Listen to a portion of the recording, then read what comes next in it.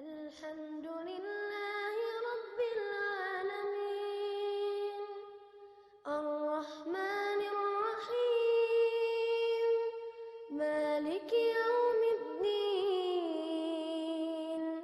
Iyyaka na'budu wa iyyaka nasta'in Ihdinas siratal mustaqim Siratal ladzina an'amta 'alaihim ghairil maghdubi 'alaihim waladdallin.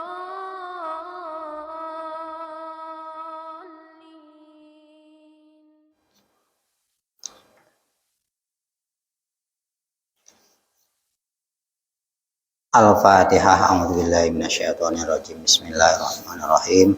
Alhamdulillahirabbil alamin arrahmanir rahim maliki yaumiddin iyyaka na'budu wa iyyaka nasta'in ihdinas siratal mustaqim siratal ladzina an'amta 'alaihim ghairil maghdubi 'alaihim waladdallin. Bismillahirrahmanirrahim.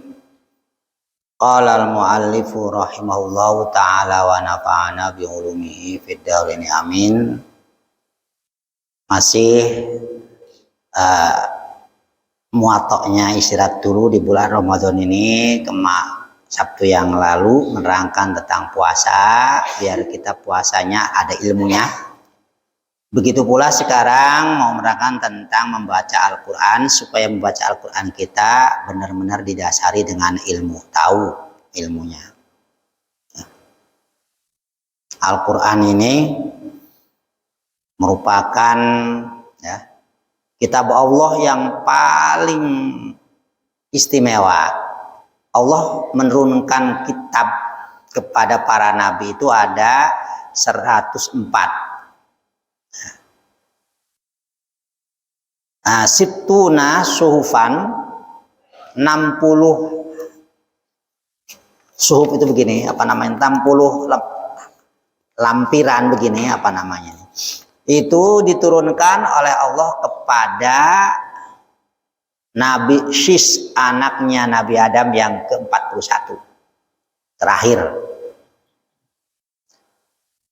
Semua nabi setelah Nabi Syis, semuanya Nabi Idris, Nabi Nuh, Nabi Hud dan sebagainya itu pakainya pakai suhuf Nabi Syis. Itu kitab Allah. Kemudian setelah Allah mengutus Nabi Ibrahim, yang dikenal Nabi Ibrahim itu disebut Abul Anbiya. Nabi Ibrahim adalah disebut bapaknya para nabi. Kenapa? Karena para nabi lahir semua dari anak cucunya Nabi Ibrahim. Padahal anak cucunya Adam udah banyak sekali zaman Ibrahim itu udah. Tapi yang menjadi para nabi adalah dari anak cucunya Nabi Ibrahim. Makanya disebut Abul Anbiya. Allah turunkan salasuna suhuf, 30 suhuf, 30 lampiran ini.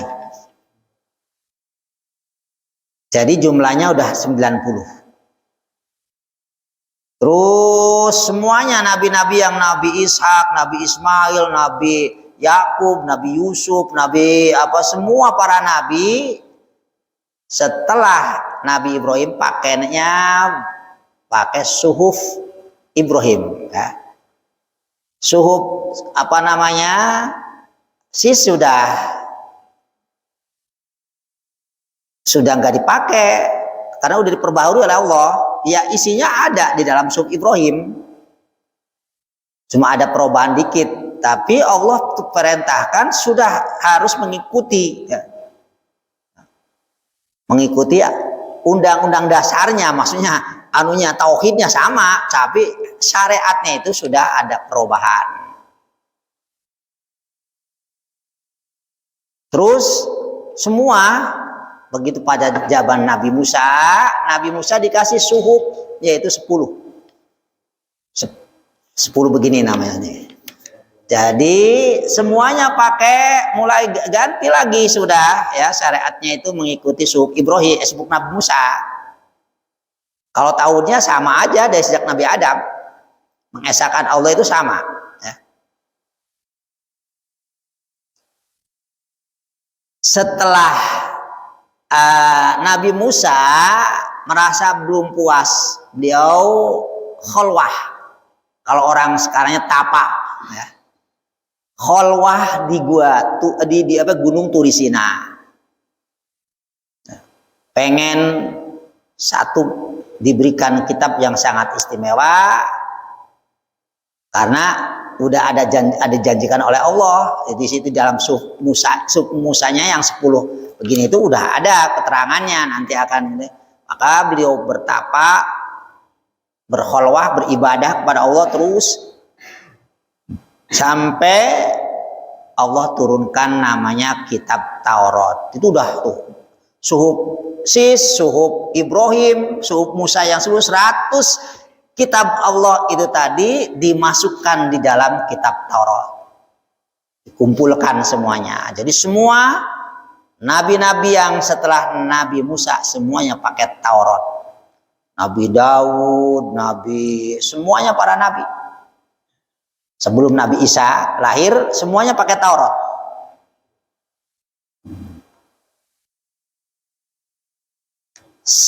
Setelah Nabi Isa diutus oleh Allah, bahkan Nabi Isa salah satu nabi yang baru lahir sudah diutus oleh Allah. Karena baru lahir sudah bisa bicara. Ya.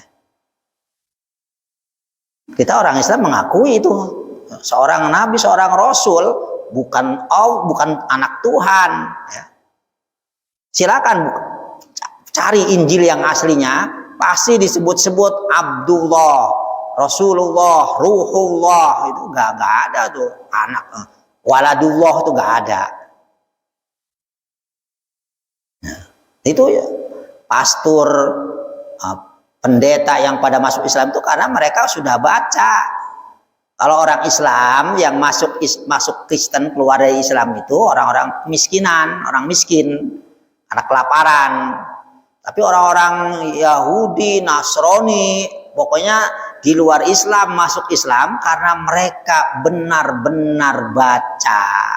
Yang paling benar adalah Al-Quran. Saya pernah ada pastor masuk Islam sama Kiai Zayadi di Klender. Maka Kiai Zayadi dititipkan ke saya suruh diajarin. Dia satu kamar dengan saya. Orang namanya pastor kan cerdas, jadi enak ngajarinnya, nggak kayak ini. Semua cepat sekali, dan karena dia udah baca di dalam Al-Quran, dipelajari semuanya. Bahkan dia cerita masuk Islam itu karena banyak yang janggal ya, di dalam kitab Injil itu, kata dia. Yang akhirnya dia masuk Islam itu gak disebabkan karena banyak yang janggal di dalam kitab Injilnya. Kata saya, memang udah palsu yang sekarang itu. Asli yang dari Nabi Isa itu asli dari Allah. Nah, yang setelah pengikutnya yang terlalu fanatik, ya, orang kalau terlalu fanatik begitu semua, ya. Terlalu fanatik kepada sahabat Ali, jadilah Syiah yang mengatakan bahwa Allah keliru memberikan wahyu pada Muhammad, seharusnya kepada Imam Ali. Itu terlalu fanatik. Pasti salah, orang fanatik pasti salah. Silakan kalau nggak percaya. Fanatik golongan juga pasti banyak kesalahan. Tidak membuka hati untuk orang lain kalau udah fanatik itu. Perasaan paling benar. Ya. Tapi kalau tidak fanatik, maka pengen tahu, oh iya ada dasarnya begitu. Jadi nggak gampang menyalahkan orang lain. Orang fanatik pasti gampang menyalahkan orang lain, yang benar hanya kelompoknya. Imam Syafi'i nggak mengajarkan fanatik. Dipersilahkan, bahkan kata Imam Syafi'i, yang mengikuti madhab saya silahkan diperbaharui kalau memang itu ada yang kurang baik. Hormati dan hargai guru saya Imam Malik, kakek guru saya Imam Abu Hanifah, murid saya Imam Ahmad bin Hambal. Maka silakan yang madhab Syafi'i nggak fanatik. Oh, buktinya kitab Muwatta para kiai pada membaca, dan saya itu kan karena saya ngaji Muwatta itu dari pesantren, ya, pasaran sama Kiai Dimyati Kaliwungu di pesantren sendiri yaitu Mbah Fakih, kemudian di Jakarta yaitu Kiai Zayadi, ngaji Muwatta. Sanadnya langsung pada Imam Malik. Kembali tadi, setelah Nabi Isa diturunkan namanya kitab Injil. Sebelumnya Nabi Isa ada namanya Zabur. Kitab Zabur itu hanya menerangkan kebanyakan tentang doa-doa. Jadi hukum-hukum syariat itu sudah pakainya Taurat masih. Nabi Dawud itu ininya Taurat. Zabur hanya tambahan, ya seperti katanya doa sebagainya. Maka nggak begitu dikenal. Begitu Nabi Isa diutus oleh Allah, itu Taurat sudah nggak boleh dipakai. Ya. Harusnya karena Allah udah dianukan di alam kitab Injil. Kecuali yang masih ada sama, ya, karena syariatnya sudah beda-beda. Kita umat Islam nggak boleh nikahin perempuan yang sudah punya suami. Kalau syariatnya Nabi Daud, asal suami menceraikan jadi boleh. Kalau kita nggak boleh, ceraikan. Ngomong begitu itu nggak boleh. Kalau sana boleh, asal ikhlas diceraikan terus dinikahi oleh Nabi Daud tuh, Arya namanya. Jadi makanya pakainya harus pakai Injil, yang sana udah harus, kecuali yang pokok-pokoknya. Ada tauhidnya nggak jauh beda sama. Makanya dalam hadis pun sering menyampaikan apa yang Allah wahyukan kepada Nabi Dawud, kepada Nabi Musa, pada Nabi Isa. Dalam hadis Nabi begitu.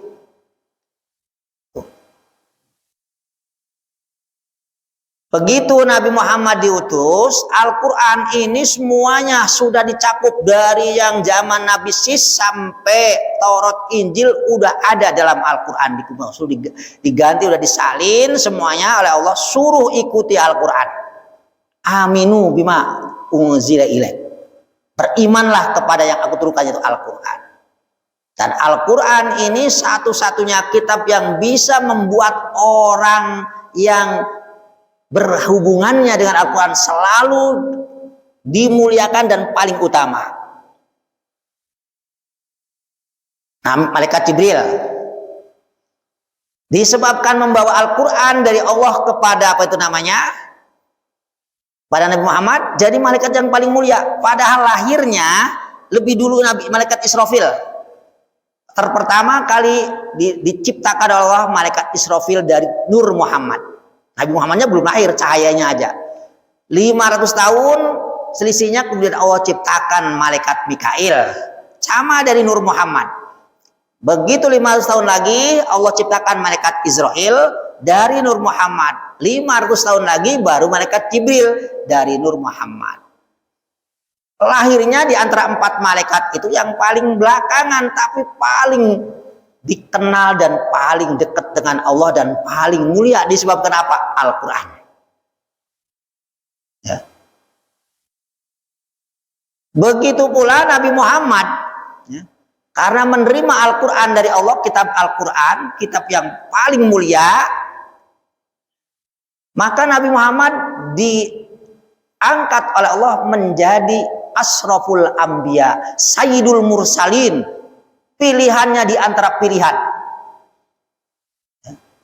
Masa kita nggak percaya? Kita kalau baca Al-Quran nggak akan dimuliakan Allah? Itu orang-orang yang dimuliakan disebab apa? Berhubungan dengan Al-Quran. Begitu pula tempat yang diturunkannya Al-Quran, makan bahasa Arabnya diangkat oleh Allah, tempat yang paling istimewa, tanah suci, tanah Haromen, Makkah dan Madinah, disebabkan Al-Quran turun di sana. Mungkin kalau turunkannya di Jawa, ya Pulau Jawa yang diangkat oleh Allah yang paling mulia. Jadi karena Al-Quran, padahal tanahnya tanah paling tandus, nggak tumbuh apa-apa, tapi kenapa sampai paling luar biasa. Seluruh makhluk, seluruh manusia muslim, bahkan banyak yang non muslim pun datang ke sana. Yang umroh, yang haji, diangkat disebabkan Al-Quran. Waktunya, zamannya, ya, yaitu bulan Ramadan, ya, diturunkannya Al-Quran di bulan Ramadan, maka bulan Ramadannya diangkat oleh Allah paling sayyidul, ya, sayyidul syuhur, tuannya bulan, artinya bulan yang paling istimewa disebabkan Al-Quran diturunkan di bulan Ramadan ini. Malamnya, malam yang paling istimewa, ya, karena Al-Quran diturunkan secara global dari Lauh Mahfud kepada Baitul Izzah, segelondong satu keseluruhan, itu malam Lailatul Qadar, malam Jumat tanggal 17 bulan Ramadan kalau dalam kitab ilmu tafsir, ya. Maka sering dirayakan dengan nuzulul Quran. Itu nuzulul Quran yang satu gelondong, keseluruhan dari Lauh Mahfud kepada Izzah. Karena kalau dari Baitul Izzah kepada Nabi Muhammad oleh malaikat Jibril di bawah itu munajaman, dicicil beberapa ayat, ada yang 5, ada yang 10, ada yang 3, sesuai dengan kejadian dan kebutuhan pada zaman itu zaman Nabi Muhammad Shallallahu Alaihi Wasallam. Jadi mulia, jadi malam yang mulia. Khairun min alfi syahr, semalam beribadah di malam Lailatul Qadar lebih bagus daripada 1000 bulan, disebabkan Al-Quran. Ya. Apalagi semua yang berkaitan dengan Al-Quran maka akan dimuliakan. Maka harus yakin kalau kita membaca Al-Quran, apalagi di bulan Ramadan, itu pasti Allah akan memuliakan kita, entah itu di dunia ataupun di akhirat. Nanti akan saya bahas tentang keutamanya Al-Quran tadi. Wa min syarafi hadil ummatil Muhammadiyah ma'adallahu minas thawab al-azim wal fadlil jasim ala tilawatil Qur'anil Karim. Di antara kemuliaan umat Muhammad, dipersiapkan oleh Allah pahala yang sangat besar, keutamaan yang sangat agung karena membaca Al-Quranul Karim. Maka di bulan Ramadan itu dianjurkan lebih banyak dibanding bulan-bulan yang lain. Bukan hanya bulan Ramadan, maaf. Orang kadang-kadang salah paham baca Al-Quran cuma di bulan Ramadan. Tidak, harus setiap hari, setiap kapan saja disunahkan baca Al-Quran. Cuma di bulan Ramadan memang Rasulullah lebih dibanding hari-hari yang lain. Bahkan sangat istimewa, Rasulullah itu selalu setiap malam datang malaikat Jibril mengajak tadarus. Tadarus itu apa? Tadarus itu berbaca berbareng-bareng, gantian. Malaikat Jibril membaca, Nabi Muhammad menyemak. Nanti gantian Nabi Muhammad membaca, malaikat Jibril yang menyemak. Ini yang udah ada di masjid-masjid dari dulu, ya. Tiba-tiba tumbul sekarang bilang katanya bid'ah. Silakan di Sahih Bukhari ada hadisnya. Karena Rasulullah Shallallahu Alaihi Wasallam ajwadan nas. Wa kana ajwadan nas hina yalqau Jibril fi kulli lailatin fayudarisuhu Rasulullah SAW. Maka Jibril bertadarus dengan siapa? Dengan Nabi Muhammad. Gantian. Itu hadis itu ada di Sahih Bukhari. Ya. Jadi apa yang dilakukan oleh orang-orang dulu kita, ya, itu semuanya berdasarkan hadis, tidak sembarangan. Tiba-tiba pada nongol sekarang, datang dari Timur Tengah,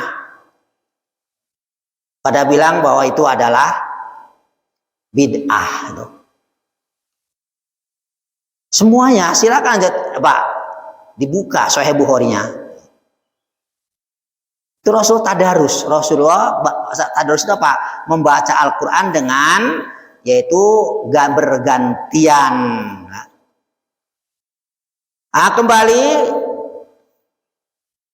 Rasulullah bersabda, "Man qara'a An Ibnu Mas'udin radhiyallahu anhu qala sami'tu Rasulullah sallallahu alaihi wasallam yaqul man qara'a harfan min kitabillahi ta'ala falahu bihi hasanah.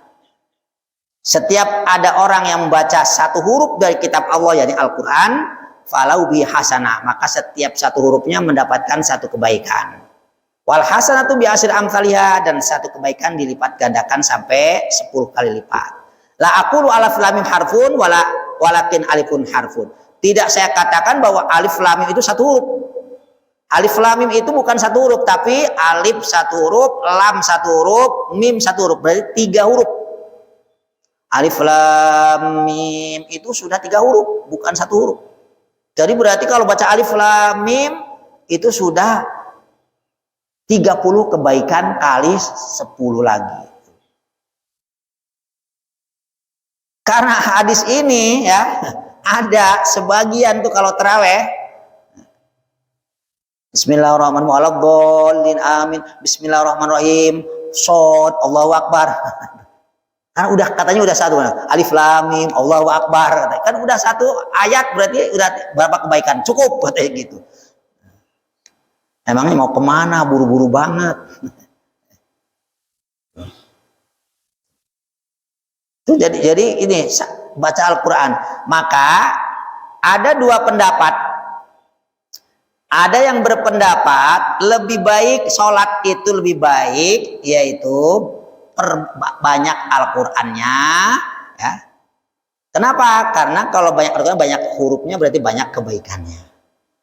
Sebagian lagi, nah ini hadis rawahu Tirmidzi ya, hadis ini diriwayatkan oleh Imam At-Tirmidzi dan lainnya.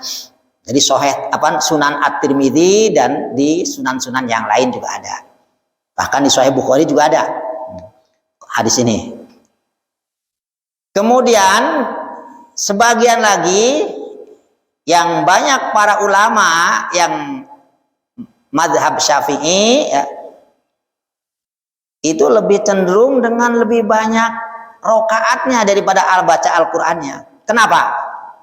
Karena banyak rokaat berarti banyak sujud. Sementara as-sujud itu hanya dalam sholat. Kalau baca Al-Quran di luar sholat juga bisa.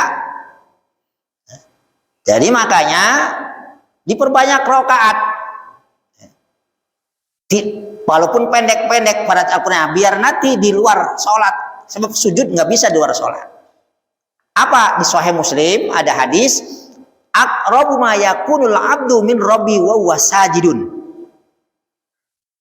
Hamba Allah kita manusia yang paling dekat dengan Allah itu orang yang dalam keadaan sujud. Waman aroda ayyastakfir falyastakfir, kata Rasulullah. Siapa yang pengen memperbanyak sujud, memperbanyak rokaat, perbanyaklah sebanyak-banyaknya. Tidak ada batasan ya. Perintah Rasulullahnya. Falyastakfir pengertiannya mau berapa saja kalau kuat. Maka dalam waktu zaman sahabat ada, saya baca di kitab sarah-sarahnya hadis, itu ada sahabat yang sholatnya semalam 1000 rakaat sehari semalam ya. Ada yang 2000 rakaat, ada yang 3000 rakaat. Karena ada hadis Nabi di Sahih Muslim tadi, siapa yang pengen memperbanyak sujud, artinya memperbanyak sholat, maka perbanyaklah. Enggak pakai batasan. Yang dibatas suruh 11 itu sholat witir ya. Hadis dari Siti Aisyah itu. Silakan mau perbanyak berapa saja kalau kuat gitu.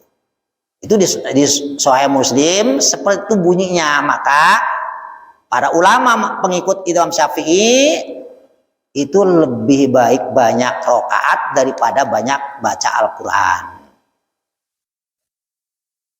Imam Syafi'i tadi mempersilahkan kalau punya pandangan, kalau pandangan ini sampai apa? Kata Imam Syafi'i, al-muhafadzatu alal qadimil sholih ala qadim sholih wal akhdhu bil jadidil aslah. Pegang jaga yang dahulu, yang lama, katakanlah aturan-aturan yang lama dipegang, jangan dirubah. tapi kalau ada yang baru lebih layak, lebih patut, lebih baik, ambil gitu. Ya. Ambil yang baru kalau lebih bagus, tapi yang lama jangan ditinggalkan, dijaga. Imam Syafi'i. Qala Imam Nawawi i'lam anna al-madhhab al-mukhtar as-sahih alladhi alaihim min man yu'tamadu min ulama anna qira'atul Qur'an afdalu min at-tasbih wa tahlil wa ghairi ma min al-adhkar.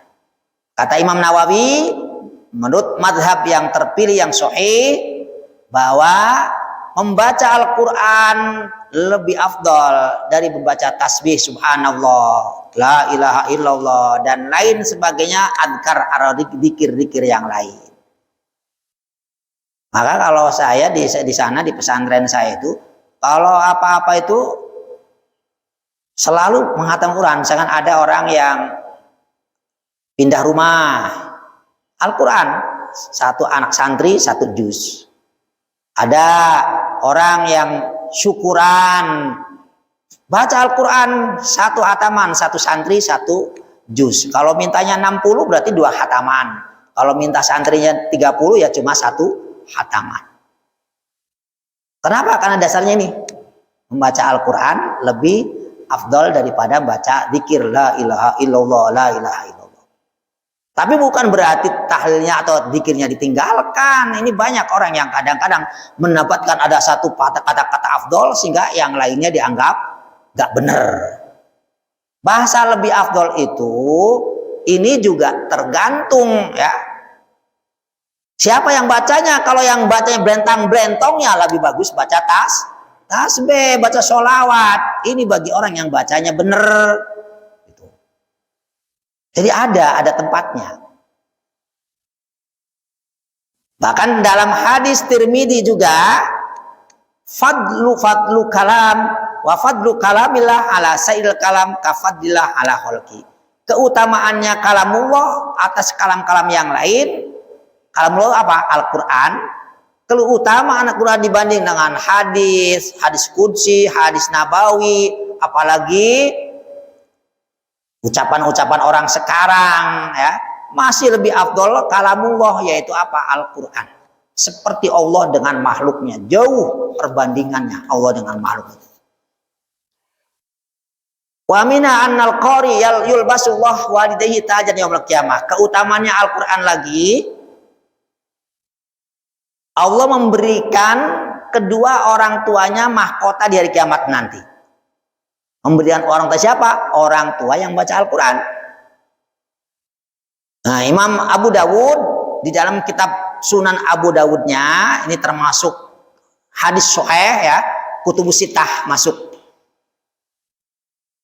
Ada riwayat an Sahl bin Mu'ad, anna Rasulullah sallallahu alaihi wasallam qala man qara'al Qur'an wa 'amila bihi ulbisa walidahu tajan yaumal qiyamah. Siapa yang baca Al-Quran dan diamalkan isinya Al-Quran, maka kedua orang tuanya yang membaca Al-Quran tadi dikasih mahkota oleh Allah di hari kiamat nanti. Yang mahkota itu dau'u ahsanu min do'il syamsi, lebih bercahaya, lebih terang daripada cahayanya matahari. Lau kanat fikum fama dhannukum billadzi amila bih, kata Allah. Hai sahabat, bagaimana menurut kalian yang membaca Al-Qur'annya? Itu tadi orang tuanya loh, yang dikasih mahkota itu orang tuanya. Kalau yang bacanya bagaimana? Sahabat tentu saja menjawab, ya lebih-lebih dong Rasul. Yang orang tua yang membaca saja dapat apa? Mahkota, apalagi anak yang bacanya. Ini yang disebut idza mata ibnu Adam in qata amalu illa min talatin. Kalau udah mati, manusia itu sudah nggak bisa beramal lagi. Kecuali yang ada 3 masih tetap berjalan amalnya. Apa itu? Shadaqatin jariyah. Kalau bersedekah jariyah ke masjid, ke pesantren, ke tempat-tempat jariyah itu, maka terus walaupun orang udah meninggal masih tetap dapat pahala. Masih menabung pahala, menambah pahala. Artinya nggak putus amalnya. Begitu pula ilmu yuntafau bih, ilmu yang bermanfaat. Setiap misalkan orang yang mengajar, kemudian itu gurunya yang ngajarin juga dapat pahala. Bahkan misalkan maaf saya menyampaikan, terus bapak-bapak tertarik dengan baca Al-Quran terus, saya juga dapat bagian pahala. Itu berarti sampai nanti misalkan sudah tidak ada pun tetap dapat kiriman pahala. Jadi walaupun sudah meninggal masih tetap beramal, tidak putus. Yang ketiga adalah waladun soleh yad'ulah, anak yang soleh yang mendoakan. Nah ini hadisnya, anak yang baca orang tuanya dapat mahkota. Artinya apa? Ini hadis ini juga menunjukkan bahwa apa yang dilakukan oleh anak orang tua yang di alam kubur tetap ada. Artinya pahala itu nyampe. Lah kalau nggak mau nyampe, bagaimana mau dikasih mahkota? Kalau nggak mau nyampe, mana ada Rasulullah perintah sholat jenazah. Isinya sholat jenazah itu kan isinya apa? Doa semua. Baca Fatihah. Fatihah itu surat ad-doa ya. Ihdinas siratal mustaqim itu. Kemudian sholawat juga doa. Apalagi yang kedua, ketiga, keempatnya Allah maghfirlahu warhamhu. Kalau laki-laki, kalau perempuan Allah maghfirlaha warhamha. Kalau dua tinggal huma, kalau banyak Allah maghfirlahum, dan seterusnya itu panjang doa semua. Lah kalau misalkan nggak nyampe, untuk apaan doa itu? Bukan untuk sendiri, Allah maghfirli kan gitu kalau untuk sendiri, tapi itu Allah maghfirlahu. Lah kalau misalkan nggak nyampe, lah untuk apaan sholat jenazah? Nggak perlu ada sholat jenazah kalau itu punya keyakinan tidak sampai. Begitu pula yang lain disamakan dengan, kalau nggak nyampe Rasulullah pada saat ziarah kata Allah, idza marartum maqabir, kalau kalian lewat kuburan, itu baru lewat bukan masuk ya. Ada lagi hadisnya, idza dakhaltumul maqabir, kalau kamu masuk kuburan, faqra'u Fatihatal kitab wa surat Ikhlas wal muawwidzatain. Baca Fatihah, baca surat Ikhlas, baca Falaq An-Nas. Andaikan tidak nyampe, Rasulullah tidak mungkin perintah suruh membaca Fatihah dan membaca surat Ikhlas dan Al-Nas. Ini jadi Al-Quran, disebabkan Al-Quran orang tua dapat apa? Dapat mahkota, dapat keuntungan, dapat pahala. Gara-gara punya anak yang membaca Al-Quran. Jadi Al-Quran itu semua bisa membuat kemuliaan. Anaknya baca Quran, orang tuanya dapat angkat, dapat mahkota, itu kan namanya kedudukan. Jadi orang Al-Quran itu benar-benar bisa ini kan semua tadi, dari mulai malaikat Jibril, Nabi Muhammad, kemudian tempatnya Mekah Madinah, kemudian bulannya, bulan Ramadan, malamnya, malam Lailatul Qadar ya. Dan termasuk sekarang anaknya yang membaca Al-Quran, orang tuanya dapat syafaatnya, itu tadi dapat mendapatkan mahkota. Wa minha annal mahir bil Quran ma'asal kiramul badoh. An Aisyah radhiyallahu anha qalat. Siti Aisyah berkata bahwa qala Rasulullah sallallahu alaihi wasallam, al mahiru bil Quran ma'as-safratil kiramil bararah. Walladzi yaqra'ul Qur'an wa yatata'u fihi wa huwa 'ala syaq lahu ajroni. Rawahu Bukhari wa Muslimun atau muttafaqun alaih. Hadis ini disepakati oleh Imam Bukhari Muslim. Di Sahih Bukhari ada, di Sahih Muslim juga ada. Maksudnya muttafaqun alaih begitu. Apa isinya hadis? Orang yang mahir baca Al-Qur'an, mahir itu berarti pandai ya. Jadi lincah. Cepat tapi fasih. Itu namanya mahir. Nah kalau yang nggak mahir itu cepat langsung salah, cepat langsung salah, itu nggak mahir ya.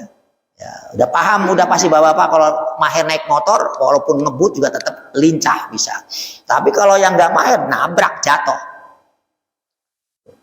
Jadi orang yang mahir baca Al-Quran walaupun cepat misalkan tidak ada yang salah, maka nanti di akhirat di sorga bersama kelompok orang-orang yang mulia yang baik-baik. Siapa? Para rasul, para nabi. Kalau kita rajin baca Al-Quran sampai mahir, maka nanti dikelompokkan dengan para rasul dan para nabi di sorganya. Apakah kita boleh membaca Al-Quran dengan mengharapan itu? Ya boleh. Kalau nggak boleh, nggak mungkin Rasulullah bilang begitu. Nggak mungkin Rasul pakai apa tuh namanya fadilah disampaikan. Boleh kita membaca Al-Quran dengan mengharapkan nanti di sorga. Cuma, nah apa namanya kelasnya kalau apa masih ada pamrih. Tapi boleh. Kalau bisa memang tingkat meningkat, jangan ada pamrih. Pokoknya saya baca Al-Quran karena pengen laksanakan perintah Allah, kita disuruh baca Al-Quran melalui lidah Rasulullah. Sudah, soal dikasih pahala atau enggak itu urusan Allah. Itu kalau udah bisa. Tapi kan pengen bisa ke sana itu pengen harus apa dulu? Digiring dulu, ditarik gitu. Digiring yang tadinya nggak mau jadi mau membaca Al-Quran. Lancar. Lah bagaimana walladzi yaqra'ul Qur'an wa yatata'u, orang yang baca Al-Quran tapi terbata-bata, enggak lancar, wa huwa alisyakun bahkan berat. Misalkan a'udzubillahi minasyaitonirrajim, itu a'udzunya aja enggak bisa cepet. A'udzubillahi minasyaiton, itu namanya terbata-bata atau enggak lancar, enggak lihai. Bahkan harus dieja dulu. Misalkan tadi annal qari'ah, kalau yang baca kan gitu, annal qari'ah alladzi yaqra'u biduni talhu min masyaqqatin huwa masabaratil kiram barokoh. Misalkan ya, al mahyu bil Qur'an masabaratil kiram barokoh walladzi yaqra'ul Qur'an wa yatata'u fi wa huwa alisyakun lahu ajroni. Itu maher. Tapi kalau nggak al mahiru bil Qur'an itu kan ada yang begitu tuan. Nggak apa-apa, jangan malu. Ya. Tapi harus siap diluruskan oleh orang yang sekitar yang. Kalau salah harus siap. Itu nanti dapat 2 pahala. Kalau membaca Al-Quran dengan terbata-bata, tidak lancar, itu dapat 2 pahala. 1 pahala baca Al-Quran, 2 pahala berusaha pengen lancar. Dihargai keinginannya oleh Allah. Karena Al-Quran. Yang lain diodok-olok kalau ada yang itu, tapi Al-Quran nggak boleh kita ada menyalahkan orang yang dibaca Al-Quran terbata-bata. Kamu itu baca Quran nggak becus, nggak boleh. Orang dia lagi pengen belajar, pengen lagi bisa kok disalahin. Ya. Bah sampai tetap dapat 2 pahala malah. 1 pahala berusaha keras. Lah terus kalau misalkan gara-gara ya lancar nggak mau baca takut disalahin, ya kapan lancarnya? Kalau pengen lancar tuh harus sering baca. Ini di bulan Ramadan nih. Di tempat apa di blok E ada suruh baca yang pagi, ada yang malamnya. Banyak yang maaf, banyak yang belum pada lancar, yang pada salah. Tapi saya biarkan suruh kan harus ada yang bisa yang membenarkan. Lah kalau misalkan gara-gara pada nggak benar, jangan baca Quran, nggak becus. Ya, kapan lancarnya orang digituin? Biarkan ini hadisnya nih. Walladzi yaqra'ul Quran wa yatata'u wa huwa alisya. Dia berat sekali, susah, terbata-bata, maka dia dapat 2 pahala. Yang lain enggak. Tapi Al-Quran, mulianya Al-Quran. Kemudian, qala Rasulullah Shallallahu Alaihi Wasallam, ini juga Imam At-Tirmidzi meriwayatkannya. Yuqal li sahibil Quran iqra warqa waratil kama kunta turattilu fid dunya fa inna manzilataka inda akhir ayatin taqruha. Ini Rasulullah berkata kepada yang punya Al-Quran, maksudnya pada yang senang dengan Al-Quran, iqra bacalah, warqa dan lembutkanlah, pelan-pelanlah, warotil dan tartilkanlah. Seperti kamu, ini nanti di akhirat ini, di Sahibul Quran itu orang yang rajin baca Al-Quran, nanti di akhirat disuruh baca lagi, seperti hanya waktu di dunia. Karena tempat kamu itu tempat yang sangat mulia disebabkan Al-Quran nanti. Ada hadis dalam yang diriwayatkan oleh yaitu Imam At-Tabrani. Imam At-Tabrani ya. Yaitu apa? Ada kata Rasulullah, kalau Rasulullah salah satun la yahuluhumul fazaul akbar wala yanaluhumul hisab. Ada 3 golongan yang nanti di hari kiamat nanti ada fazaul akbar. Faza, ketakutan yang sangat besar. Karena apa? Karena semua dibangkitkan dari alam kubur, dikumpulkan di satu tempat namanya mahsyar. Perjalanannya menuju mahsyar itu memakan waktu 500 tahun. Tidak ada tempat meneduh, tidak ada bangunan, tidak ada pohon, matahari cuma di atas kepala. Pada saat itu banyak orang yang jalannya kaki di atas, pala di bawah. Ada yang berupa anjing badannya, ada yang berupa babi, monyet, bermacam-macam. Itu namanya fazaul akbar, sangat ketakutan kebanyakan orang. Tapi dan harus dihisab. Hisab itu memakan waktu satu ruangnya 1000 tahun kali 10 ruang, 10.000 tahun. Tapi dia tidak akan dihisab. Sudah tidak ada rasa takut karena nyaman semuanya. Ada payung, ada minuman, ada makanan, sementara yang lain tidak ada. Tidak perlu dihisab, bahkan dia jalan di atas minyak yang kasturi yang sangat harum. Artinya berada di kelompok-kelompok orang yang sangat istimewa. Nggak usah jauh-jauh, dibayangkan itu tadi 10.000 tahun dihisab. Jalannya 500 tahun.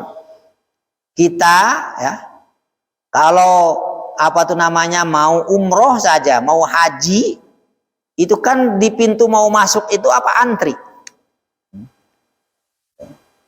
Itu antri saja, kadang-kadang yang namanya manusia kalau kelamaan nggak enak, capek. Coba kalau langsung, yang tanpa hisab kan langsung berarti ke sorga. Dulu pernah saya umroh dengan itu nggak lewat orang antri, dilewat jalan petugas. Ada yang ngajak, jalan sini aja Pak Kiai, gitu. Langsung udah orang-orang pada antri, saya sudah di tempat mau makan apa aja ada. Begitu di sorga atau di akhirat juga ada yang seperti itu ya. Begitu pulang haji, antrinya lebih panjang ya. Antrinya itu bisa sejam lebih tuh kalau misalkan ikut antri. Udah berdiri, seret, berhenti lagi, seret, berhenti lagi. Karena haji kan banyak. Kebetulan ada murid dari Az-Ziyadah, dia lagi petugas di sana. Karena mukim di Mekah jadi petugas. Begitu ketemu, dia langsung, "Aduh guru, kebetulan udah jalan sini aja." Mana? Padahal waktu itu nggak boleh diperiksa semua, diturunin tuh yang berlebihan bawa air zam-zam. Saya bilang, bisa nggak ini selamat? Kenapa? Karena saya kan banyak banget yang minta air zam-zam, banyak tamu nanti. Gitu. Saya pengen untuk banyak tamu, untuk tamu. Akhirnya udah lewat sini aja dia. Jadi dibawa sama dia dengan teman-temannya, saya suruh. Ya nggak lewat situ, saya udah lewat petugas. Udah duduk di sana belum ada orang, saya sih udah enak duduk nunggu, yang lain pada datang. Itu ada sejam lebih.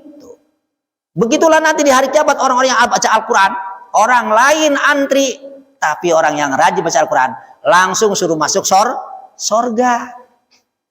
Cuma setannya yang kurang ajar, menghalangi kita untuk membaca Al-Quran. Kan katanya bulan Ramadan setannya dibelenggu. Iya, tapi kan kemarin kan udah diajarin nggak boleh baca Quran. Makanya banyak yang punya Al-Quran di lemari nggak pernah dibuka, karena setannya menghalangi. Jadi siapa nih orang yang sangat istimewa masuk surga tanpa hisab, tidak ada ketakutan dan sebagainya? Rajulun qara al-Quran, satu orang yang membaca Al-Quran tapi ibtigha wajhilah, untuk mendapatkan ridho Allah. Ini disebabkan Al-Quran, maka manusia bisa dimuliakan sampai tidak dihisab. Al-Quran itu mengangkat semuanya, ya. Malaikat Jibril diangkat jadi paling afdolnya.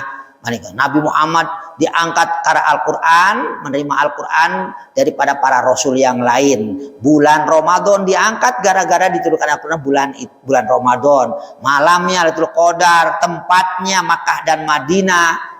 Dan kita sekarang yang membacanya pun nanti diangkat oleh Allah, yaitu tidak perlu pakai hisab yang memakan waktu 15.500 tahun dari mulai kubur sampai ke sorga.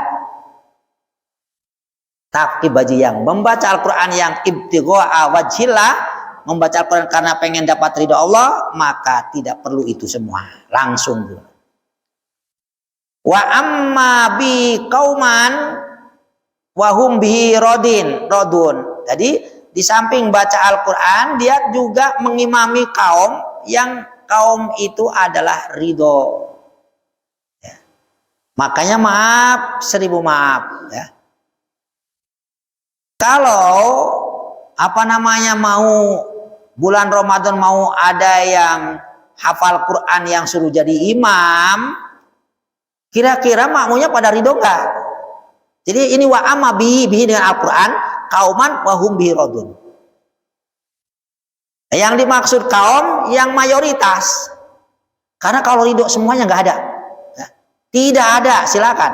Benci semuanya tidak ada orang itu. Pasti ada yang suka. Jadi makanya Rasulullah selalu wa idza ta'aradul al ulama fa'alaikum bisawadil a'zam. Kalau ada para ulama berbeda pendapat, ta'arud, bertentangan dalam urusan agama, maka ikuti yang banyak, ikuti kelompok yang besar. Karena kata Rasulullah, la yajtami'u ummati ala dhalalatin. Tidak akan mungkin terjadi umatku, ulamaku akan sepakat untuk kesesatan. Yang satu ada yang ingatkan yang lain. Jadi kalau jamaah kelompok banyak, tidak mungkin akan sepakat untuk ayo kita sesat gitu tuh, nggak mungkin. Pasti ada yang menentang. Nah, jadi artinya kalau sudah semua sepakat berarti sudah dapat ridho Allah. Tapi tentu saja ya karena tadi jadi kan ikutin yang banyak. Karena ada hadis yang lain, siapa yang menjadi imam di mana makmumnya semua pada benci, pada nggak suka, maka siap-siap masuk neraka. Ya. Hati-hati jadi imam ini. Jadi ngimamin dengan Al-Quran saja yang kaumnya ridho. Gitu. Wahum bihi radun. Mereka bihi dengan Al-Quran itu mereka adalah ridho.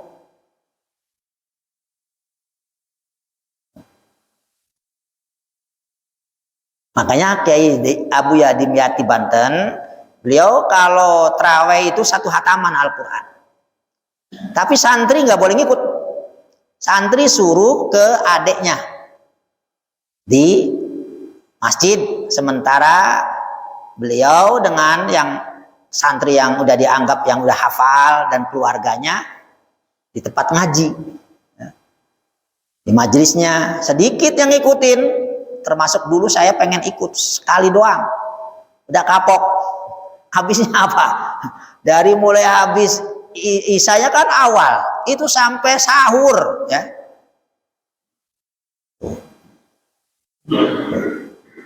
Jadi makanya dia nggak mau kalau nggak pada ridho nanti. Nah itu jadi jangan gampang apalagi nyerodol. Di imam orang alim nyrodol pengen jadi imam, nggak mau nggak ini itu. Ini wa amma bi qauman wa hum bihi radun. Yang kedua, kelompok siapa yang nggak akan dihisab, nggak akan ada penderitaan, nggak ada fajrul akbar, dain yad'u ila salat, yaitu muadzin, orang yang adzan yang mengajak memanggil untuk orang-orang pada sholat, tapi juga ibtigha wajh karena pengen dapat ridho Allah. Kenapa? Karena disebabkan muadzin banyak orang yang sholat. Dalam hadis yang lain, mandalla ala khairin kafailihi. Siapa yang menunjukkan kebaikan pada orang lain, maka dia dapat pahala seperti orang yang melakukannya. Sholat, orang pada sholat, maka dapat sholat orang-orang yang dipanggil. Gitu. Maka tukang azan yang benar-benar ibtigha wajhillah, maka dia tidak akan dihisab, langsung suruh masuk surga. Sama dengan orang yang membaca Al-Quran. Sekaligus, apalagi kalau bisa ngimamin dengan Al-Quran. Kemudian yang ketiga, kelompok yang akan masuk surga tanpa hisab, tanpa proses, abdun ahsana fima baina wa baina rabbih. Orang yang memperbaiki di antara dia dan Tuhannya. Wa fima bainahu wa baina mawali, dan di antara dia dan yaitu orang lain, orang yang baik dengan Allah, rajin sholat, rajin jamaah, rajin puasa, rajin ibadah, baik yang mahdoh, dan wa bainahi berarti dengan sesama manusia baik, ya, yaitu anaknya beribadah wairu mahdoh. Kita baik dengan orang lain itu adalah ibadah. Jangan dikira senyum aja udah ibadah. Senyum dengan orang lain udah ibadah. Itu namanya bainahu wa baina mawali, dengan orang lain. Nanti di sana nggak akan dapat hisab. Karena banyak orang yang rajin dengan ibadah pada Allah, tapi nggak baik dengan sesama makhluk. Ada juga yang rajin baik sesama makhluk, tapi tidak rajin ibadah kepada Allah. Banyak orang yang baik dengan tetangga, nggak pernah sholat jamaah. Terus sebaliknya ada juga yang rajin jamaah dengan orang dengan tetangganya, dengan orang lain nggak baik. Ya, ini yang kedua-duanya, hablum minallah dan hablum minan nas. Ya. Maka tidak akan dapat tidak akan dapat hisab, tidak akan dapat proses, artinya langsung masuk surga tanpa hisab. Nah, ini Al-Quran tadi. Kemudian an Anas radhiyallahu anhu qala Rasulullah sallallahu alaihi wasallam, inna lillahi ahlin minan nas. Qalu man ya Rasulullah? Qala ahlullah al-Quran, hum ahlullah wa khosatu. Allah, sesungguhnya Allah punya keluarga dari bangsa manusia. Allah punya keluarga dari bangsa manusia. Sahabat heran, masa Allah punya keluarga? Siapa mereka ya Allah, ya Rasul? Manhum ya Rasulullah? Dijawab oleh Nabi, ahlul Quran. Orang yang ahli Quran, baik hafal maupun tidak, asal dia rajin membaca Al-Quran, berarti dia dianggap sebagai keluarga Allah. Karena selalu berbicara dengan Allah. Al-Quran itu kan itu kalamullah, terus dibaca, berarti lagi dialog terus dengan Allah. Makanya dia dianggap sebagai keluarga Allah.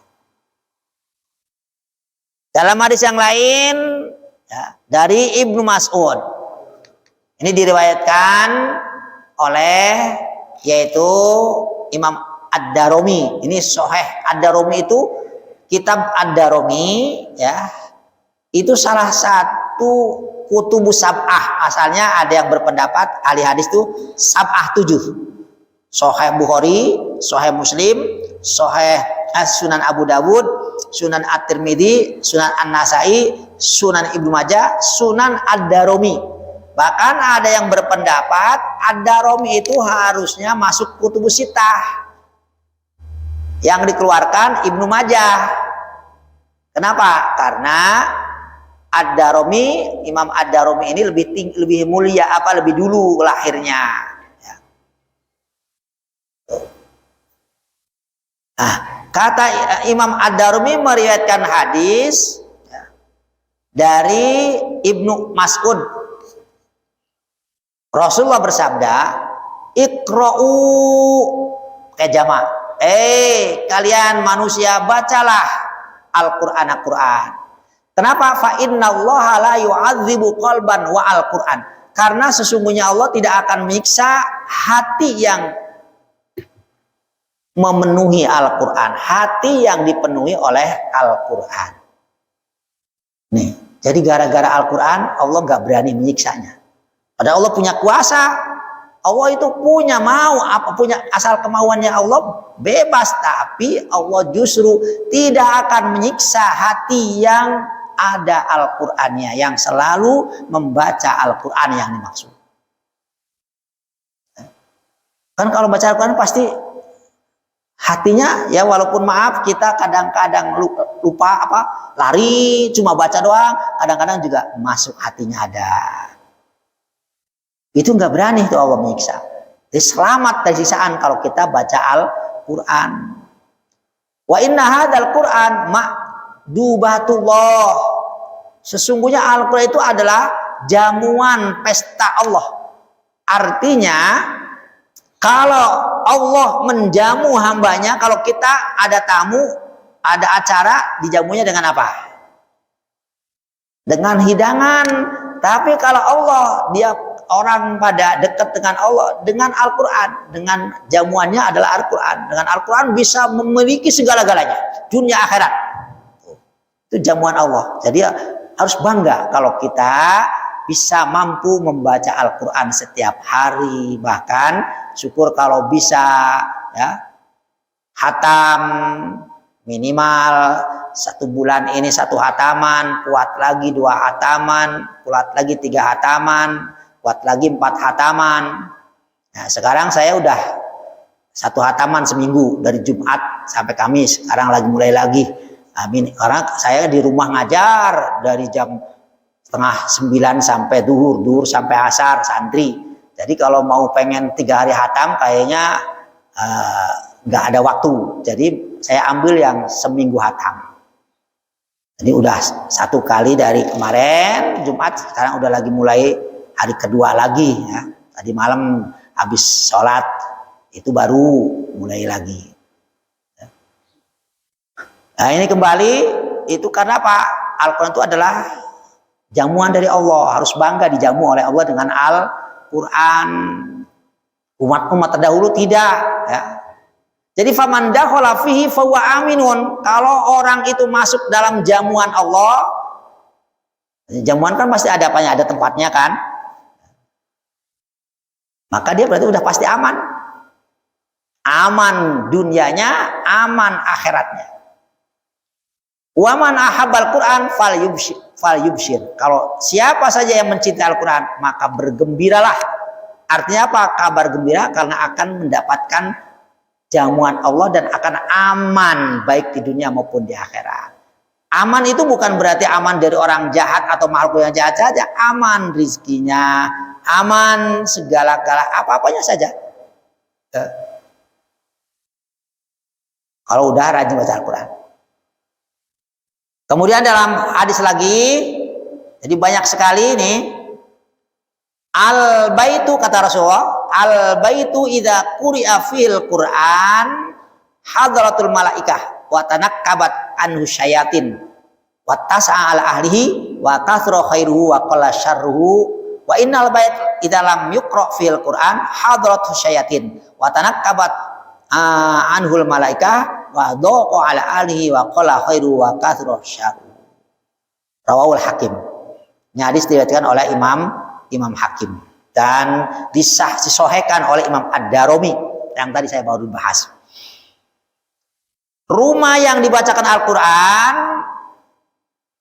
maka para malaikat hadir, setan-setan pada kabur menjauh, dan keluarga di dalam rumah itu merasa luas, nyaman, dan banyak kebaikan dan sedikit keburukannya. Itu kalau rumah dibaca Al-Quran.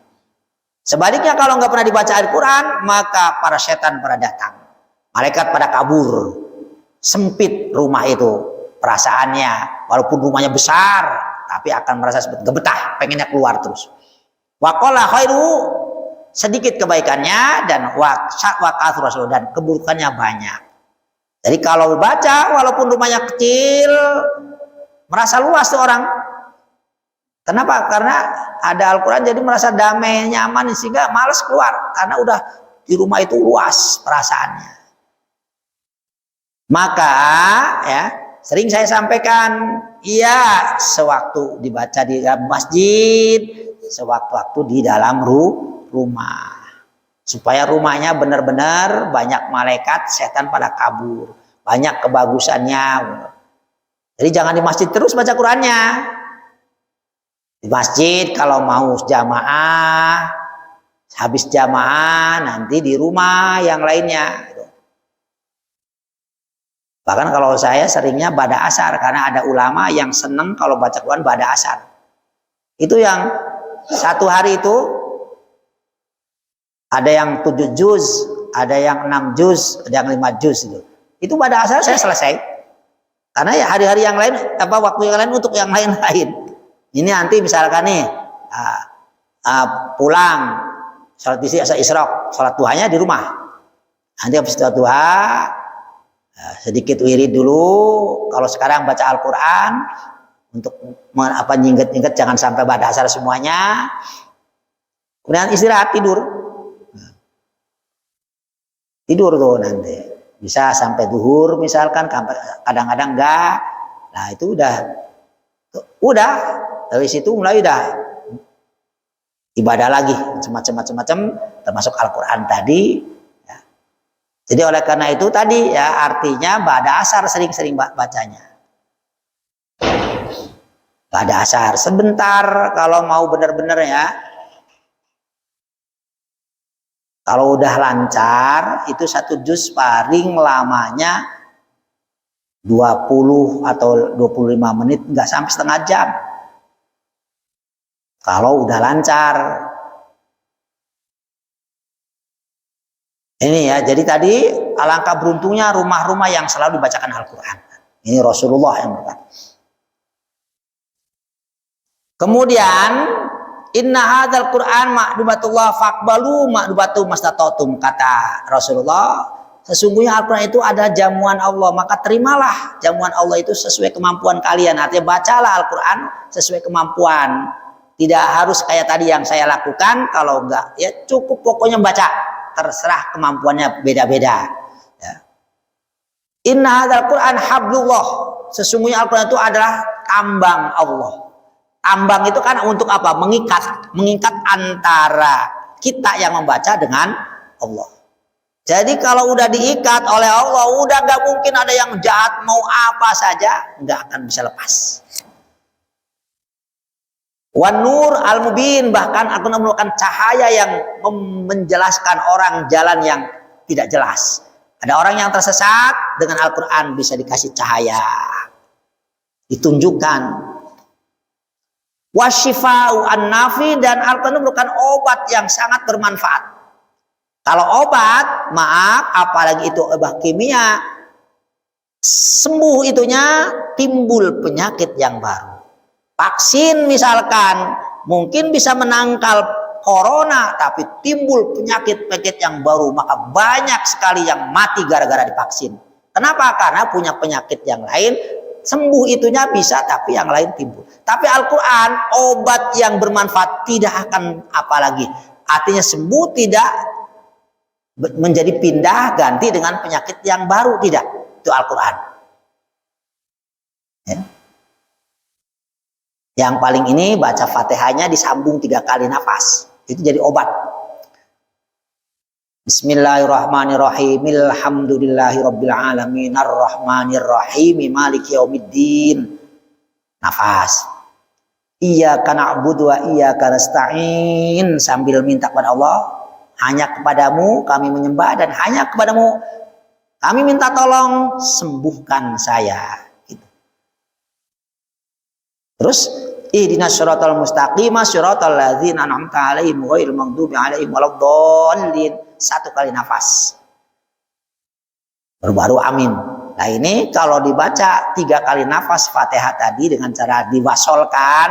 Ini banyak orang yang membaca Quran gak wasol, 1 nafas tapi gak wasol. Haram ya. Harus nafas, kalau wakop nafas, kalau enggak wakop jangan 1 nafas, harusnya diwasolkan.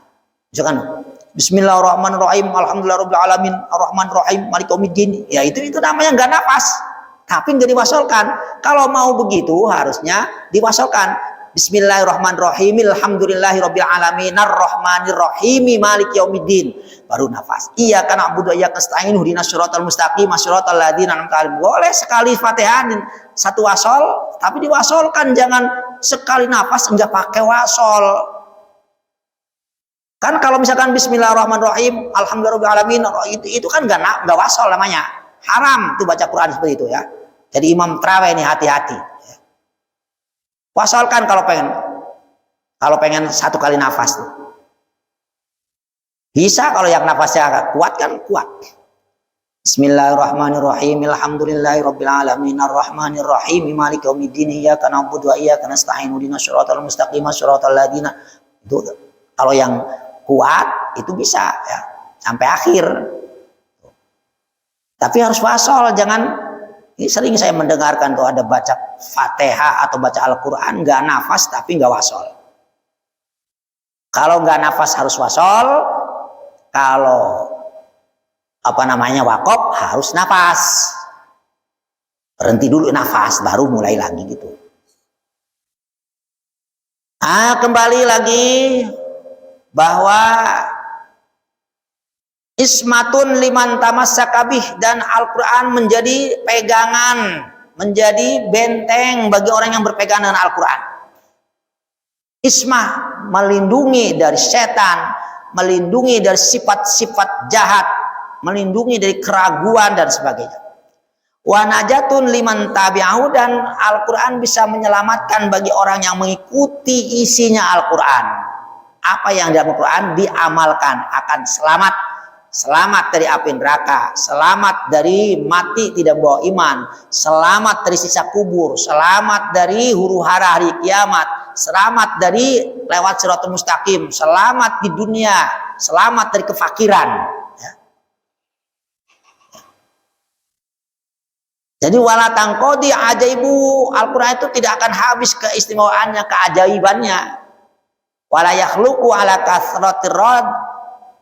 Jadi tidak akan tuh orang baca Al-Quran akan selalu ditolak oleh Allah keinginannya. Utluhu, oleh karena itu kata Allah, bacalah kalian Al-Quran, fa innallaha ya'jurukum ala tilawatihi, karena Allah memberikan pahala kalian sesuai dengan membacanya. Jadi banyak sekali yang masih banyak, yang ini sedikit ada yang belum ada hadis lagi yang diriwayatkan oleh Imam Baihaqi. Imam Baihaqi melakukan hadis apa? Kata Rasulullah, inna hadil quluba tasda'u kama yasda'ul hadid idza asbul ma. Sesungguhnya hati kita semuanya ini berkarat. Hati juga bisa berkarat, kata Rasulullah. Sama seperti besi kalau direndam oleh air pasti berkarat. Kalau kena air, besi itu pasti berkarat. Begitu pula hati kita. Hati kita berkarat. Makanya kenapa ada yang hasud, ada yang hatinya jelek, itu karena berkarat. Enggak mengkilap. Maka para sahabat bertanya, kira ya Rasulullah, wa ma jalwa, apa supaya hatinya enggak berkarat lagi, mengkilap. Kalau besi pengen nggak berkarat, diamplas atau dibakar. Ya.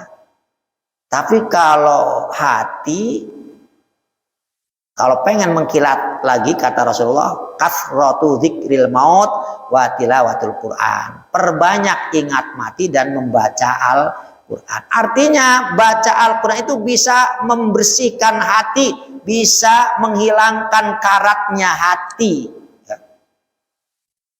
Maka orang yang rajin baca Al-Quran, insya Allah hatinya akan bisa lemah lembut jadi baik. Walaupun yang asalnya hatinya garang atau hatinya jelek, tapi kalau rajin baca Al-Quran akan berubah. Ini Rasulullah, percaya ya, percaya dengan Rasulullah. Percaya itu. Saya udah buktikan tuh, ada orang yang tukang sihir, hatinya udah, kalau ada orang yang karena merasa dirinya punya senjata, ada orang yang melakukan kesalahan dikit aja langsung kerjain. Apa nggak jahat tuh hati begitu tuh? Orang misalkan cuma hanya nggak negor, lewat nggak negor, kurang ajar, nggak hormat sama saya, dikerjain. Itu kan hatinya jelek banget gitu tuh. Ya orang nggak negor itu kan ada kalanya mungkin dia nggak melihat, ada kalanya mungkin dia lagi pikirannya lagi kemana, ya harus maklum dong, masa harus emangnya pengen dihormatin terus. Kalau pengen dihormatin harus menghormatin dulu. Insya Allah kalau kita menghormati orang lain pasti akan dihormati. Kita nggak menghormati orang, pengennya dihormati. Tapi begitu ngerjain saya dan dia kena batunya, senjata makan tuan, kemudian dia minta maaf, saya akan dimaafkan kalau ikutin pengajian saya. Dia ngaji terus, dengan ngaji terus kan terangan bini, dia harusnya membaca Al-Quran, salah satunya itu dia. Bertobat, dibuang semua itu ilmu-ilmunya. Jadi luar biasa itu. Lemah lembutnya itu orang yang garang luar biasa tadi. Berubah 200%, bukan hanya 100% lagi. Yang tadinya nggak pernah bisa nangis, dia bisa nangis. Kata dia ngomong sama saya nggak pernah bisa nangis saya. Tapi pada saat sudah harus dibaca Al-Quran, nangis. Emang udah bisa baca Quran? Karena dulu tadinya dia pernah belajar, cuma karena ada yang belajarnya salah, belajarnya pada ilmu-ilmu begitu, jadi ya udah hilang tuh Al-Quran. Tapi begitu bertobat, karena udah bisa baca ya jadi dibaca lagi. Itu contoh ya. Dan insya Allah banyak yang lain. Jadi kalau hati kita lagi tidak baik, berusaha ambil Quran, ambil mushaf dan membaca Al-Quran. Ini hadis untuk Al-Quran itu menjadi apa? Sebagai pengkilap hati, pembersih hati yang tidak baik. Dan kalau orang baca Al-Quran pasti dicintai Allah. Ini udah pasti tuh. Orang yang membaca Al-Quran itu pasti dicintai oleh Allah. Kata Rasulullah, riwayat Imam At-Tabrani, hadisnya rawinya percaya semuanya, man ahabba ayyuhibballahu wa rasuluhu falyanzur fa in kana yuhibbul Qur'an fa huwa yuhibbullah wa rasuluhu. Siapa yang pengen dicintai oleh Allah dan Rasulnya, maka lihatlah, artinya apa? Maka bacalah Al-Quran, maka cintalah Al-Quran. Karena cinta Al-Quran, maka akhirnya membaca Al-Quran terus, maka pasti dicintai oleh Allah dan Rasulnya. Artinya orang yang rajin baca Al-Quran pasti dicintai oleh Allah dan Rasulullah Shallallahu Alaihi Wasallam. Karena waktu. Bismillahirrahmanirrahim. Alhamdulillahirabbil alamin. Hamdan yuwafi ni'amika fi mazidah. Ya Rabbana lakal hamdu kama yanbaghi li jalali wajhika wa 'azimi sultanik. Allahumma sholli wa sallim ala sayyidina Muhammad wa ala ali sayyidina Muhammad. Ya Allah, ya Allah, ya Allah.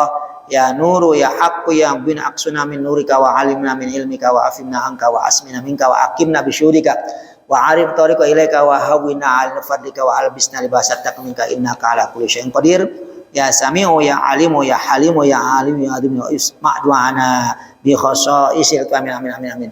Allah ma'fana bima 'allamtana wa 'allimna min fana wa zidna ilman. Allahumma zidna wa la tanqusna wa akrimna wa la tuhina wa atina wa la tahrimna wa azna wa sallallahu alaihi rabbil alamin. Al-Fatihah. A'udzu billahi minasyaitonir rajim. Bismillah. Alhamdulillahirabbil alamin arrahmanir rahim. Iyyaka na'budu wa iyyaka nasta'in. Shiratal mustaqim shiratal ladzina an'amta 'alaihim ghairil maghdubi 'alaihim waladdallin. Assalamualaikum warahmatullahi wabarakatuh.